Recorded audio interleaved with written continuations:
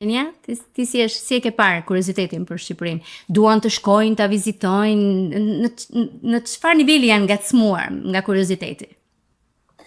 Mendoj që ka, disa dhe historia jonë është shumë utike dhe veçantë, sepse kemi që shërbitën komunizëm, kur pjesa tjetër e Ballkanit ishte në Jugosllavisë. Shumica e njerëzve shqiptarë në fakt dinin shumë për Enver Hoxhën, për bunkerët. Edhe ishin njohur me Shqipërinë edhe nga TikTok, nga Instagram, me rrjetet sociale, se tani Shqipëria është popullare dhe e bukur. Dhe mendoj që ju ka prekur out their curiosity çfarë informacionet tona. Madje kishim një rast një çuni amerikan që shkoi për disa muaj në Shqipëri, ishte shumë interesuar për gjuhën, për kulturën edhe jetoi në Shkodër, në fakt. Kishte krijuar shumë shoqëri me shqiptar, me më të vjetër, më të rinj, edhe kishte mësuar shqip shumë mirë. Bravo, pas ka bërë zgjedhje të bukur, zgjedhje interesante. Tani, ai ishte kështu për gjuhën duket, studenta për gjuhë dhe ishte shumë interesuar për lingvistikat dhe i pëlqente shqipja kërkashëm. Dhe u kthye në Amerikë bashkë me Shqipen, mbasi jetoi për një kohë në Shkodër. Shumë interesante. A kishte një vend të caktuar ku ju mblidheshit në një farë mënyrë? A ka dhe komunitet apo biznese shqiptare atje që edhe ju i mbështesni dhe ata ju mbështesnin? A gjetët ju mbështetje për këtë organizim që kishit organizuar tek Albanians at Ohio State? Po, kishte lloj vende në Columbus, atë qyteti ku është universiteti, që kanë pronarët shqiptar. Jo biznese me ushqim shqiptar ose që janë në qendër shqiptar, kulturën shqiptare, por me pronarët. Kishte ca restorante, një vend me krepat, një vend me ushqim amerikane ishte, edhe kishte një artist që bënte piktura, skulptura, edhe kishte një si art gallery vajtur një ditë. Por kishim edhe më shumë mbështetje kishim nga këtë organizatën e qytetit, që kemi vajtur në këtë shkollë, kemi ndihmuar, edhe më duket që Enja prap shkon ndihmon. Unë isha për një çik, por tash kanë bërë lidhjen më të fortë me klubin e universitetit dhe organizatën e qytetit.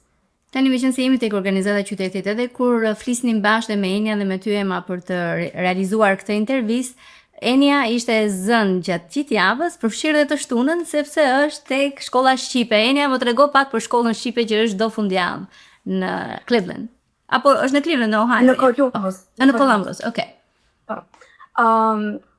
Shkolla ka bërë mësim çdo të shtunë deri në 12. Vinë prindrit shqiptarë që sërën fëmijët e tyre. Në fakt, Ema më kontaktoi me organizatën dhe shkollën atje, edhe vitit që Ema s'ishte shkolla unë. Kind of in her steps.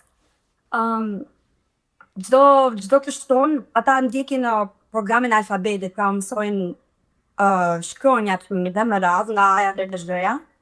2 ose 1 shkronjë në ditë, varet nga sa them niveli fëmijëve, varet ku janë ata. Bëjmë ndonjëherë aktivitete ku këndojmë këngë, mësojmë vjersha, se edhe unë besoj që një fëmijë aq i vogël që nuk di shqip mirë, e mëson më mirë shqipen duke folur dhe duke recituar se sa duke thuar gramatikë, sintaks. Ato janë shumë të vështira, ose nuk i dim 100%. Sa fëmijë vinë çdo fundjavë? Një herë në javë mbahet shkolla shqipe? Po, një herë në javë. Vinë diku tek 10 veta, maksimumi ndonjëherë vinë më pak. Sepse është vështirë të shtunave, ca familje lëvizin, ca familje kanë sport. Po që vinë. Dhe ti aty je si vullnetare dhe shërben si mësueses? Çfarë kontributi jep? Po, ndihmës mësuese të thoja, shkojmë disa shqiptarë nga klubi, edhe tisha se të thëmë, janë 2 mësuese, njëra merret me fëmijët më të mëdhenj, mosha 10 deri në 12 vjeç, dhe zgjidhja tjetër merret me fëmijë më të vegjël, 6 vjeç, 7. Ema, ty si të është dukur kur ishe tek shkolla, a është e mundur për një fëmijë që ka lindur këtu në Amerikë ta mësoj në një herë në javë duke e folur dhe në shtëpi dhe të edukohet për shqipen? Unë them ka mundësi, po është ajo pjesa e dytë që duhet të praktikosh dhe në shtëpi.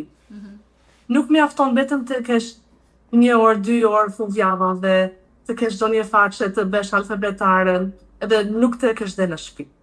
Është kjo pjesa që është më e vështirë, po është më e rëndësishme. Edhe patjetër shumë vështirë të krijosh një interes për fëmijë të vegjël, që s'kan pasur këtë eksperiencën me gjuhën, po si ta janë me këto muzikët, ose videot, ose librat, histori prallat, mund të krijosh këtë interes. Dhe vinë, Enja po thoshte që vinë deri në 10 fëmijë, shumë mirë. Bravo edhe prindërve që po ua kultivojnë dhe i kushtojnë kohë dhe i sjellin. Ndërkohë besoj shkolla është falas apo është me pagesë, si funksionon? Nuk jam shumë e sigurt. Është falas. Është falas.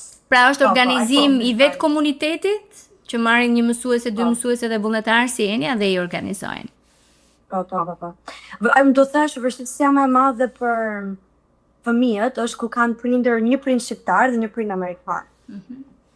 Sepse në shtëpi nuk janë mësuar të flasin shqip aq shumë. Edhe mendoj që ata kanë vështirësi më të madhe, sepse si tha Ema, ku nuk e dëgjon në shtëpi, ajo Ema në shkollë bënte anglisht, në shtëpi dëgjonte shqip, e praktikonte. Nësa fëmijët që kanë bilingual, kanë prindër një shqiptar, një amerikan, në shtëpi flasin përsëri anglisht, është më e vështirë. Po prapë përpiqen, vinë, sjellin, që më bën të ndjem shumë mirë kur shoh që fëmijët. Është shumë bukur. Më pëlqen që përpiqen aty që ta ruajnë gjuhën, se nga gjuha pastaj do shtohet kurioziteti, do lexohet më shumë për kulturën, për historinë e kështu me radhë. Ju morët pjesë edhe tek Taste of Ohio University 2026, me sa pash në rrjetet sociale, një nga eventet më të mëdha multikulturore universitare. E prezantuat Shqipërinë, mund të na thoni diçka më shumë? Ju se në farë mënyrë ju jeni ambasadorët e kulturës shqiptare. Po, ajo është një event shumë i madh, me pasë 20 organizata kulturore në shkollë, edhe duhet të aplikosh, edhe pastaj kur të pranojnë, është një event vetëm për ushqim, ishin pjesën tonë. Gatuam 2 gjëra, një tavë një petullat, edhe çdo organizat gaton ndonjë 2 gjëra ndryshe. Ka kjo pjesë e ushqimit, dhe pastaj kanë këtë pjesën e kulturës me muzikë dhe performancë. Për të parë intervistat e plota të Ilva Tare Talks, sigurohuni të bëni subscribe, abonohuni në kanalin e YouTube dhe qëndroni të përditësuar për episode të reja çdo javë.